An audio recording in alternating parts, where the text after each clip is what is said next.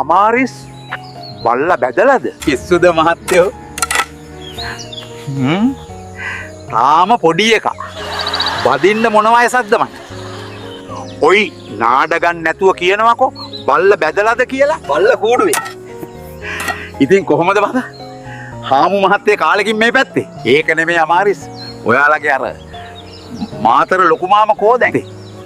මිනිහා මලා නෙවෙයි. මොන වෙලාද මලේකා? ලෙඩ වෙලාද? නෑ. කාල වැඩි වෙලාද? මිනිහා තේ එකක් හදාගෙන පුටු උඩ වාඩි වෙලා තියෙනවා. හાર્ට් ඇටැක් එකක් හැදුණා. නෑ. එහෙනම් මොකද වුනේ කියනවකෝ?